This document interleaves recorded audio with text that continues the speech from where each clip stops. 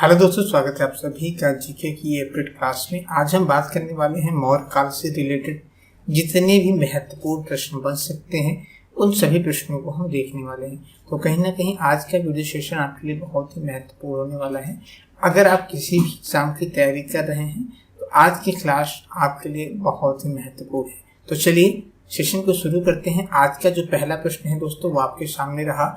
वह शासक कौन था जिसने राज सिंहासन पर बैठने के लिए अपने बड़े भाई सुसीम की हत्या की थी? अशोक, अजातशत्रु, कनिष्क या सिमुक?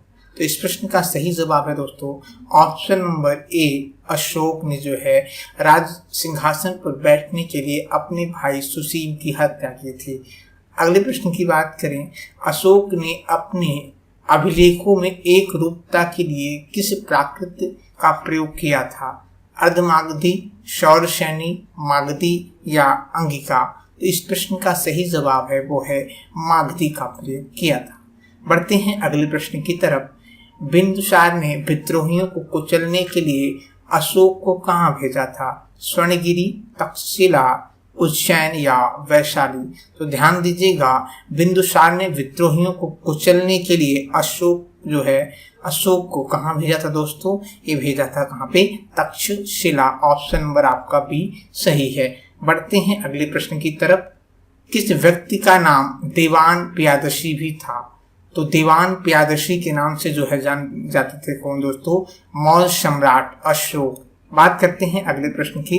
दोस्तों आपको बता दें कि थोड़ी सी गले में कुछ दिक्कत होने की वजह से आवाज हो सकता है कुछ सही ना हो, इसके लिए हम माफी चाहेंगे। तो अगला प्रश्न आपके सामने रहा। कौटिल्य चाणक्य किसके प्रधानमंत्री थे? चंद्रगुप्त द्वितीय, चंद्रगुप्त मौर्य, अशोक या अजातशत्रु? इस प्रश्न का सही जवाब है option number B, Chandragupta Maurya के। बढ़ते हैं अगले प्रश्न की तरफ। कलिंग विजय के उपरांत अशोक महान ने किस धर्म को अंगीकार किया था? तो कलिंग विजय के बाद जो है अशोक ने जो है दोस्तों बौद्ध धर्म को जो है अंगीकार किया था। किस धर्म को? बौद्ध धर्म को। ऑप्शन नंबर बी आपका सही है। बढ़ते हैं अगले प्रश्न की तरफ। चंद्रगुप्त के शासन विस्तार में किसी ने मुख्य रूप से मदद की थी? तो चंद्रगुप्त के शासन विस्तार में मुख्य रूप से जो है मदद किसने किया था दोस्तों? तो ये किया था किसने? चाणक्य ने। चाणक्य ने जो है चंद्रगुप्त के शासन विस्तार में मुख्य रूप से मदद की थी। ऑप्शन नंबर सी सही है। बढ़ते हैं अगले प्रश्न की तरफ। सांची किस कला व मूर्ति कला का निरूपण करता है? जैन, बौद्ध, मुस्लिम या ईसाई? तो ध्यान दीजिएगा, सांची जो है ये बौद्ध धर्म का जो है निरूपण करता है। ऑप्शन नंबर आपका भी सही है। अगले प्रश्न की बात करें। प्राचीन भारत का प्रसिद्ध कौन सा शासक था जिसने अपने जीवन के अंतिम दिनों में जैन धर्म को अपनाया था? तो प्राचीन भारत का जो शासक थे जिन्होंने अपने अंतिम समय में जो है जैन धर्म अपनाया था, तो वो कौन था दोस्तों? वो थे चंद्रगुप्त मौर्य। बात करते हैं अगले प्रश्न की। मौर्य साम्राज्य में प्रचलित मुद्रा का नाम क्या था? तो मौर्य साम्राज्य में प्रचलित मुद्रा का जो नाम था वो था क्या? पर्ण। ऑप्शन नंबर ए सही है। बात करते हैं अगले प्रश्न की दोस्तों। मुद्रा राक्षस का लेखक कौन है? अश्वघोष, विशाखदत्त, कालिदास या भास? तो ध्यान दीजिएगा, मुद्रा राक्षस का जो लेखक है वो कौन है दोस्तों? वो है विशाखदत्त। ऑप्शन नंबर बी सही है। बढ़ते हैं अगले प्रश्न की तरफ। मालवा, गुजरात एवं महाराष्ट्र के शासक ने पहली बार जीते थे? हर्ष ने, स्कंदगुप्त ने, विक्रमादित्य ने या चंद्रगुप्त मौर्य ने? ध्यान दीजिएगा, इस प्रश्न का सही जवाब है ऑप्शन नंबर डी जो है मालवा और गुजरात और महाराष्ट्र को जो है पहली बार जीतने वाले जो शासक थे वो कौन थे? चंद्रगुप्त मौर्य। बात करते हैं अगले प्रश्न की। अर्थशास्त्र का लेखक किसके समकालीन थे? तो ध्यान दीजिएगा, सॉरी यहाँ पे प्रश्न है अर्थशास्त्र लेखक किस समकालीन कौन थे दोस्तों? तो अर्थशास्त्र के जो लेखक हैं उनके समय जो कौन थे समकालीन दोस्तों? इस प्रश्न का जो सही जवाब है वो है ऑप्शन नंबर जो है बी, चंद्रगुप्त के समकालीन जो है अर्थशास्त्र के लेखक थे। बात करते हैं अगले प्रश्न की। नंद वंश के पश्चात मगध पर किस राजवंश ने शासन किया था? तो नंद वंश के पश्चात मगध पर अगर हम बात करें किस वंश ने शासन किया था? तो मौर्य वंश ने किया था। बात करते हैं अगले प्रश्न की। मौर्य काल में शिक्षा का सर्वाधिक प्रसिद्ध केंद्र कौन सा था? तो मौर्य काल में जो है शिक्षा का सर्वाधिक प्रसिद्ध के केंद्र जो था दोस्तों, वो कौन था दोस्तों? वो था तक्षशिला। बात करते हैं अगले प्रश्न की। मेगास्थनीज के द्वारा लिखे गए पुस्तक का नाम क्या था?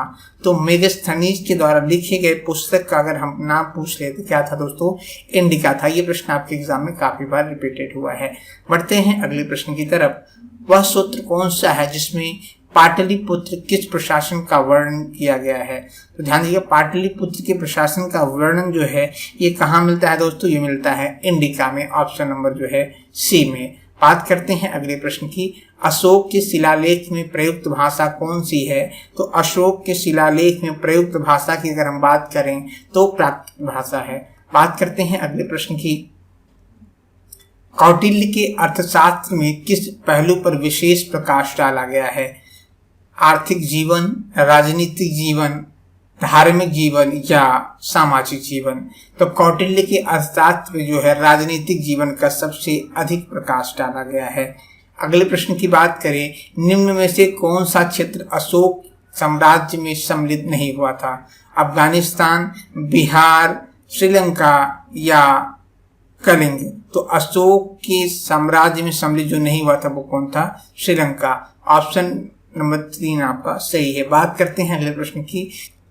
किस अभिलेख से यह साबित होता है कि चंद्रगुप्त का प्रभाव पश्चिमी तक फैला हुआ था? तो ये जानकारी प्राप्त होती है रुद्रदामन के जूनागढ़ अभिलेख से। यह जानकारी प्राप्त होती है कि चंद्रगुप्त मौर्य का जो है प्रभाव पश्चिमी भारत तक फैला हुआ था। ऑप्शन नंबर सी आपका सही है। बढ़ते हैं अगले प्रश्न की तरफ दोस्तों। वह कौन सा स्तंभ है जिसमें अशोक ने स्वयं को मगध का साम्राज्य बताया था? मास्की का स्तंभ, रमनदेई का स्तंभ, क्वीन का स्तंभ या ब्राह्मणु का स्तंभ? तो ये ऑप्शन नंबर आपका डी सही है। ब्राह्मणु का स्तंभ जो है जिसमें अशोक ने स्वयं को मगध का सम्राट बताया था। बात करते हैं अगले प्रश्न की। सांची का स्तूप किसने बनवाया था? तो सांची का स्तूप जो है ये अशोक ने बनवाया था। किसने? अशोक ने।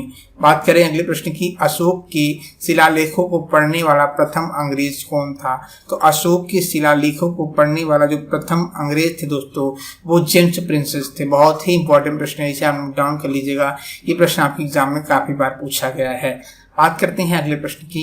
कलिंग युद्ध की विजय तथा क्षत्रियों का वर्णन अशोक के किस शिलालेख में मिलता है? ये मिलता है 13वां शिलालेख में। ऑप्शन नंबर सी आपका सही है।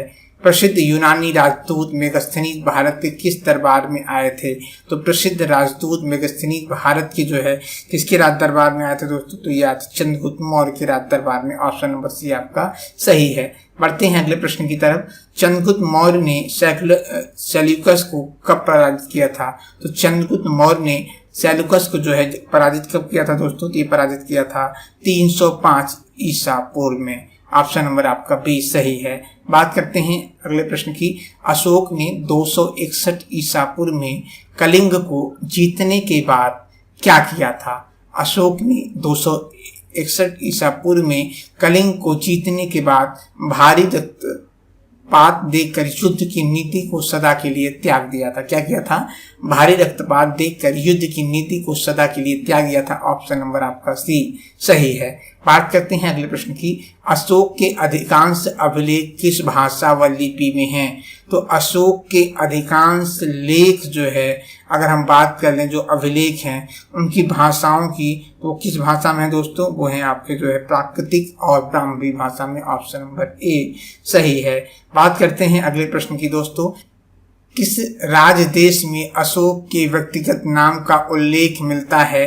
तो ये मिलता है दोस्तों मास्की में। किसमें? मास्की के जो है राज्य में जो है अशोक की व्यक्तिगत जीवन का उल्लेख मिलता है। बात करते हैं अगले प्रश्न की। श्रीनगर की स्थापना किस मौर्य शासक ने की थी? तो श्रीनगर की स्थापना जो है अशोक ने की थी। ऑप्शन नंबर ए सही है। बात करते हैं अगले प्रश्न की दोस्तों।